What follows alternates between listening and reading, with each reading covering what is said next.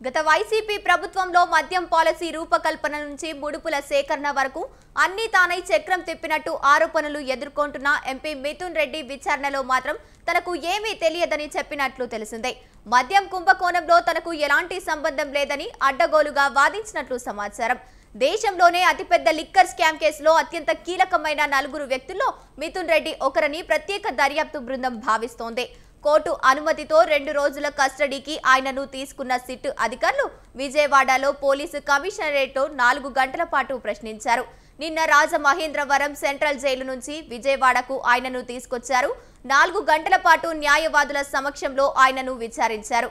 మద్యం పాలసీ రూపకల్పన, ముడుపులు, పర్సెంటేజీ ఖరారు, ఆటోమేటిక్ మద్యం సరఫరా విధానాన్ని మాన్యువల్గా మార్పించిన వైద్యం, ఎక్సైజ్ అధికారి సత్యప్రసాద్ ఐఏఎస్ హోదా ఆశ కల్పించి మద్యం దోపిడీకి మార్గం చూపించుకున్న తీరు తదితర అక్రమాలు, అవకతవకలు, అవినీతిపై 50 ప్రశ్నలు సంధించారు సిట్ అధికారులు.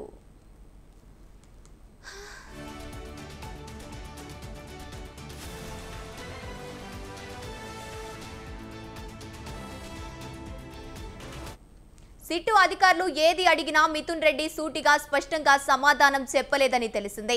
ఏ ఒక్క ప్రశ్నకు సరైన సమాధానం చెప్పకపోగా తనకు సంబంధం లేదని, తనకేమీ తెలియదంటూ సమాధానం ఇచ్చినట్టు సమాచారం అందుతోంది.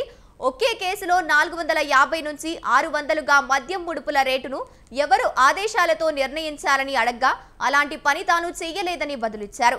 లిక్కర్ పాలసీ రూపకల్పన కోసం మాజీ రాజ్యసభ సభ్యుడి ఇంట్లో జరిగిన సమావేశంలో మిథున్ రెడ్డి ఉన్నట్లు టెక్నికల్ ఆధారాలున్నాయని సిట్టు అధికారులు తెలుపగా, ఒక పార్టీలో ఎంపీలుగా ఉన్నప్పుడు ఒకరింటికి మరొకరు వెళ్లి కలవడం అత్యంత సాధారణ విషయమని, దానికి మద్యం ముడుపులకు ఏంటి సంబంధమని ఎదురు ప్రశ్నించినట్లు తెలిసింది.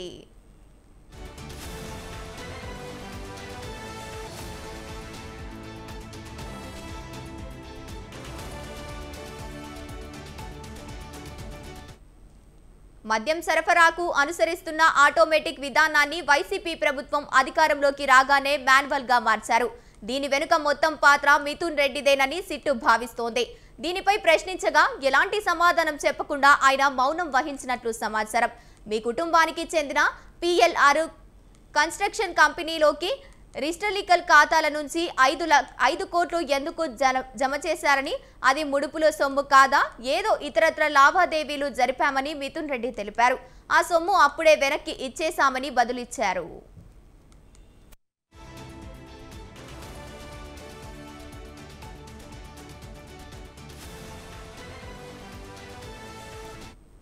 పలుమార్లు నగదు రూపంలో మద్యం వ్యాపారాల నుంచి తీసుకున్న డబ్బు సంగతేంటని అధికారులు అడగగా, తాను ఎవరి నుంచి రూపాయి కూడా తీసుకోలేదని సమాధానమిచ్చారు. అయితే 2019 ఎన్నికల నాటి అఫిడవిట్లో ఉన్న ఆస్తి 2024 నాటికి పెరిగిందని, దానిపై ఆదాయపు పన్ను శాఖ లెక్కలు చెప్పారు అని అడగ్గా అవునని సమాధానమిచ్చారు. ఎక్సైజ్ అధికారి సత్యప్రసాద్కు ఐఏఎస్ హోదా కల్పిస్తామని హామీ ఇవ్వడం వెనుక మద్యం దోపిడీయే ప్రధాన ఎజెండా అని ప్రశ్నించగా, తాను ఎవరికీ ఎలాంటి హామీ ఇవ్వలేదని మిథున్ రెడ్డి బదులిచ్చారు. ఆయన దేనికి సూటిగా సమాధానం చెప్పకపోవడంతో ఇదే విషయాన్ని కోర్టుకు వివరించి కస్టడీ మరింత పొడిగించే అవకాశం ఉందని తెలుస్తోంది.